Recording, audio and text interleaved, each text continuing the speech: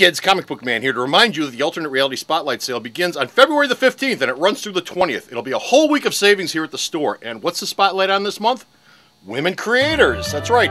All my trade paperbacks featuring female creators are going to be buy two, get a third one free. Now, which women creators are we talking about? Fine folks like Jill Thompson, Devin Grayson, Gail Simone, Elaine Lee, Catherine Immerman, and many, many others. They'll all be here at the store, and for that whole week, you buy any two, you get a third one free. That's only here at Alternate Reality, so stop on down.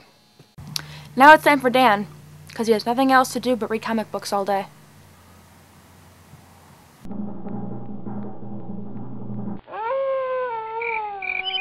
You are a total prostitute.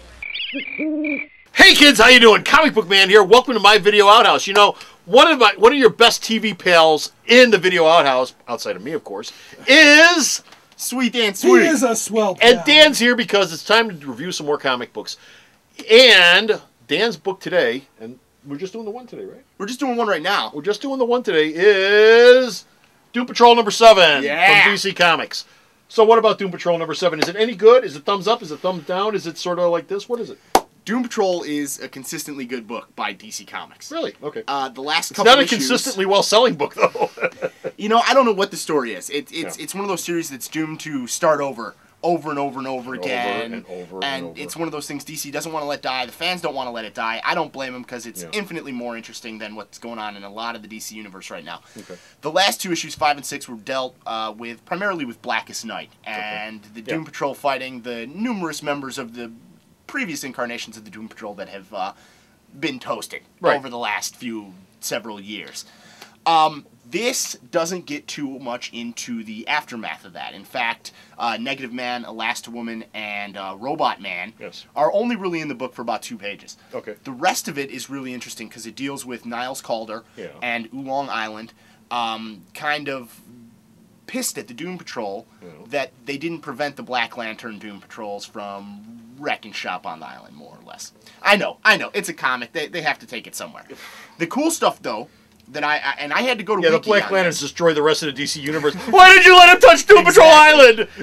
Sorry. The really, really cool thing about it, though, is, and it sent me running to Wiki a lot, is there's a lot of stuff based on the previous volumes of the book. Right. You get Animal, Vegetable, Mineral Man.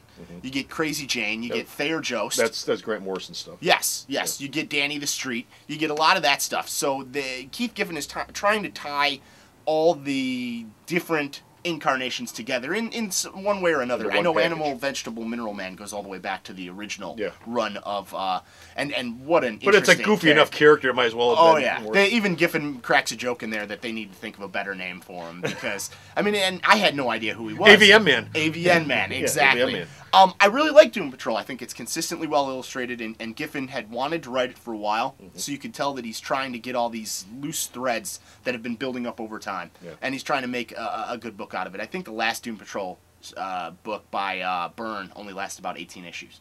Yeah, well, that's actually for Doom Patrol. It's not a bad run. Well, before that, John Arcudis lasted 22 issues. You know what I mean? So well, we'll see if and you Giffen go back far gets enough, though. Giffen was in there before. When they first did this series with Giffen, one of the first things I said was, "This guy's done this already, and it was canceled while he was doing it because it didn't sell. So why are you letting him back at the book again? He's already killed it once." They have to keep the name going. You know, otherwise somebody will buy the rights to it. I don't know. Well, one of the things they have been doing in the series is they've been trying to showcase, as you were just saying, they've been trying to showcase different characters from Doom Patrol. Each issue has sort of been a guest star thing. The Man from Nowhere was in a couple of the issues previous to the Blackest Night stuff. I like Doom Patrol. I know there's a lot of argument between whether this is a takeoff of the X-Men or if Stan Lee swiped the idea for the X-Men from Doom Patrol. There's a lot of comic book rumors and stuff like that, and I can't lend credence to either one. Well, they all sort of came about at about the same time. Right. They all sort of came about at the same time.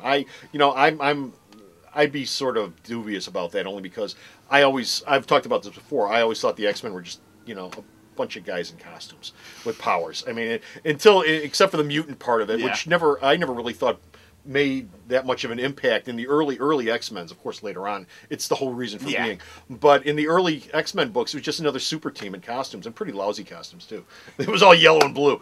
Really boring. But, I mean, that was the thing that was interesting. I think X-Men launched about 4 months after Doom Patrol initially launched. Yeah, they were right in there. In My Adventure magazine by DC or something like that. So it's a team that's been shuffled off from DC Showcase series to the Vertigo universe, back to DC. They had to deal with the latest editorial stuff with Blackest Night. I'd like to see this book continue. This is one of my must-reads from DC every month, just because it's so out of left field in all the ideas that it brings up in its execution. I think there's something quirky about it. And as much baggage as the title carries in its title, you don't feel it when you're reading it. You don't feel totally lost. I mean, to an extent, Danny the Street is a pretty obscure character, a sentient roadway, and stuff like that. But once you get a little background info, I think everything is pretty cool. Well, Doom Patrol, going all the way back, always occupied that weird corner of the DC universe. It was a superhero comic, but it was like in a real weird corner of the superhero universe. Oh yeah, and I'd like to see it continue. So I'm saying read the book. I don't know why it's not selling. It's awesome. Okay. So, if you want to read more of Dan's reviews, like the one he just did on Doom Patrol, stop off at the store's website. And, of course, where's the website at? Dan, you know where the website is, don't you? Not for the life of me, I can't remember. Is it behind the chair? No, but Sarah is. Seriously, guys, it's www.myalternatereality.com. It's not that complicated. So stop off at the store's website, check out all of Dan's reviews, and until next time, this is Comic Book Man. Sweet Dan Sweet. Your TV pals. That's right. Saying, bye!